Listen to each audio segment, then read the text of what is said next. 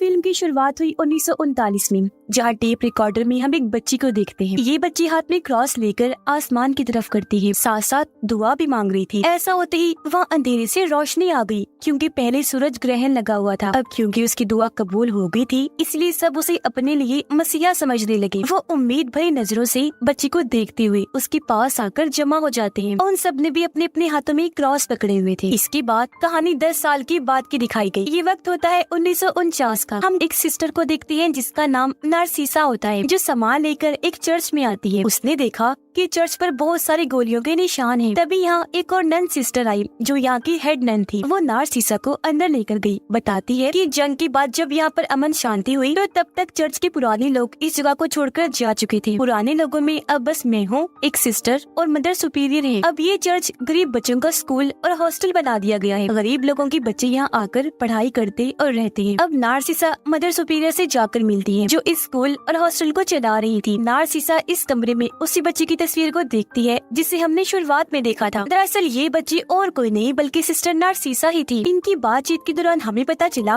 कि नारसीसा यहाँ बच्चों को पढ़ाने आई है, क्योंकि हाल ही में एक सिस्टर स्कूल छोड़ के चली गई थी, पर कोई भी नहीं जानता था कि वो अचानक कहाँ चली गई। अब नारसीसा को एक कमरा दिया गया, जहाँ वो अपना सामान रखने लगती है, पर उसका सूटकेस आगे नहीं जा रहा था। उसने जब चेक किया तो वहाँ एक बॉक्स पड़ा हुआ था, जिसे खोलने पर अंदर एक खत, एक सिस्टर की तस्वीर और एक कैंची थी। तस्वीर पर इस सिस्टर का नाम भी था, जो सोकोरो होता है। उसकी तस्वीर हाथ में लेकर नारसीसा सिस्टर सोकोरो का नाम लेती है। ऐसा होते ही सामने बड़ी कुर्सी हिलने लगी, जो एक आवाज के साथ नीचे गिर जाती है। तभी कोई बाहर का दरवाजा जोर जोर से पीटने लगता है। हालांकि नारसीसा दरवाजा खोलकर देखती भी है, पर वहाँ उसे कोई भी दिखाई नहीं देता। लेकिन हाँ, उसे अपने कमरे के सामने वाली दीवार पर एक निशान बना दिखता है, जो पहले नहीं था। पर वो इसे नजरअंदाज करके अपनी क्लास में आ जाती है बच्चों को पढ़ाने के लिए। वो सबसे पहले बच्चों को अपने बारे में बताकर ब्लैक बोर्ड पे अपना नाम लिखने लगती है। और अब जैसे नारसीसा ने अपना नाम लिखा, सभी बच्चे अजीब तरह से डरने लगे। मुँह ही मुँह में कुछ बोलने लगती है। एक बच्ची रोजा तो इतनी डर जाती है कि उसका टॉयलेट ही निकल जाता है। क्लास खत्म होने के बाद नारसीसा रोजा के पास आई, पूछती है कि जब मैंने ब्लैक बोर्ड पर अपना नाम लिखा था तो तुम और सारे बच्चे क्यों डर रहे थे? पर रोजा के कुछ भी बताने से पहले उसकी जुड़वा बहन रोजा को बोलने से मना करती है कि वो नारसीसा को कुछ न बताए। अब जब नारसीसा अपने कमरे में आई तो उसने देखा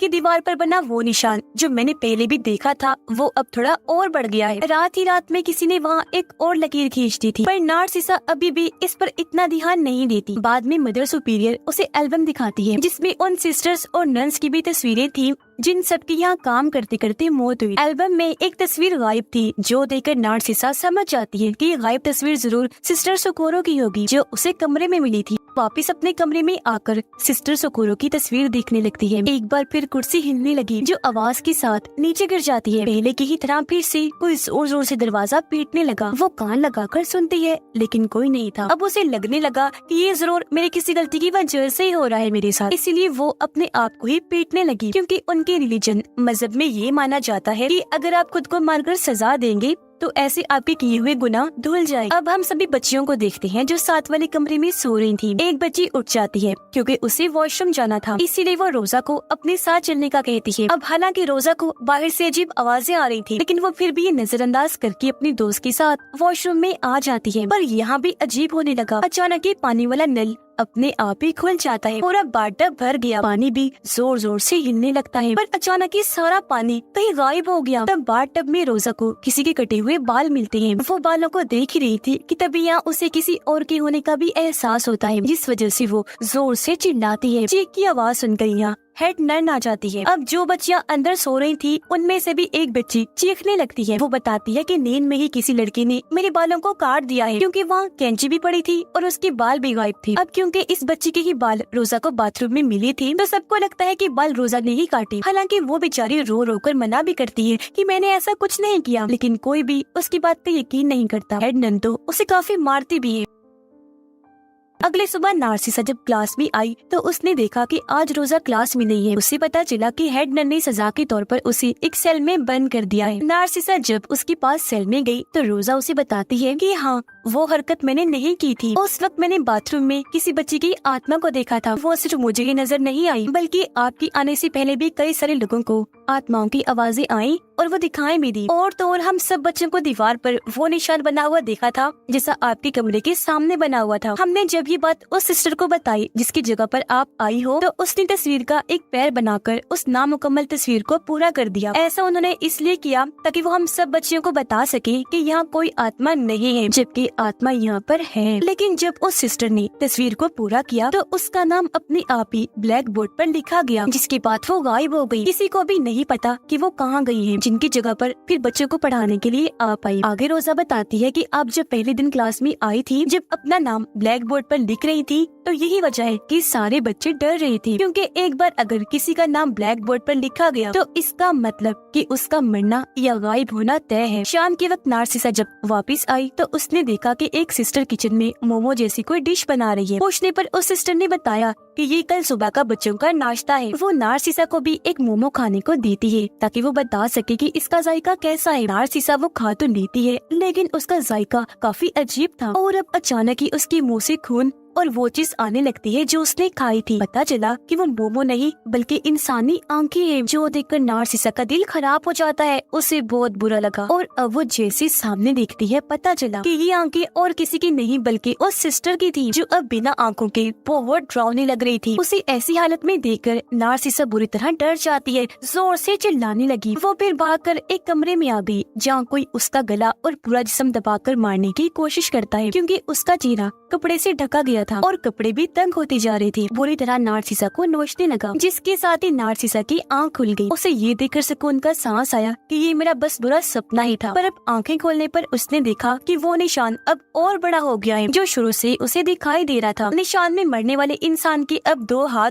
और एक पैर भी होता है और अब बस एक पैर ही बनना रह गया था, जिससे ये तस्वीर पूरी हो जाएगी। खैर, इस चीज को फिर से नजरअंदाज करके नार्सिसा बच्चों को पढ़ाने के लिए आ जाती है, जहाँ एक बार फिर बच्चे हल्का हल्का बोलते हुए डरने लगती है। रोजा तो इतना डर गई कि फौरन उठकर वहाँ से भाग जाती है। तभी नार्सिसा देखती है कि अब ब्लैक बोर्ड पर रोजा का ही नाम लिखा हुआ है, पर वो यहाँ से सीधा रोजा के पास आई ताकि उसे संभाल सके। नार्सिसा उसे समझाने की कोशिश करती है कि देखो, घबराने की कोई जरूरत नहीं है, मैं तुम्हारे साथ हूँ। रोते हुए रोजा उसे बताती है कि एक बच्चे की आत्मा मुझे अब हर जगह दिखाई दे रही है। नार्सिसा को समझ नहीं आती कि वो क्या करे। तब वो रोजा का हाथ पकड़ के तस्वीर का आखिरी पैर बनाकर उस तस्वीर को पूरा कर देती है, ताकि पहले वाली सिस्टर की ही तरह उसे बता सके कि यहाँ कोई आत्मा नहीं है। पर अचानक रोजा फिर से डर गई। नार्सिसा को कहती है कि तुम्हारे पीछे कोई है, पर अब वो बच्चे की आत्मा नहीं बल्कि डरावनी औरत है। जैसे नार्सिसा उसे देखने के लिए मुड़ी, वहाँ पर कोई भी नहीं था, पर अब वापस देखने पर रोजा गायब हो जाती है। नार्सिसा काफी घबरा गई। वो और रोजा की जुड़वा बहन हर जगह उसे ढूंढती है, लेकिन वो कहीं भी नहीं मिली। घबराहट में नार्सिसा हेड नन को भी बता देती है कि रोजा गायब हो गई है, पर वो तो नार्सिसा को ही डांटने लगती है। वो उस पर काफी भड़की, ये स्कूल छोड़ जाने को कहती है। ऐसा लग रहा था जैसे हेड नन ये नहीं चाहती कि यहाँ जो कुछ भी हो रहा है नार्सिसा उसके बारे में पता लगवाए। पर नार्सिसा रोजा को ढूंढते हुए अब एक छोटे से कमरे में आ गई, पर वो यहाँ से बाहर जा ही नहीं पाती, क्योंकि दरवाजा बंद करके कोई उसे यहाँ कैद कर देता है। तभी उसे सामने कई सारी आंखें दिखाई देने लगती हैं और पीछे से ढेर सारी हाथ आकर नार्सिसा को पकड़ लेते हैं, उसे डराने और मारने की कोशिश करती हैं।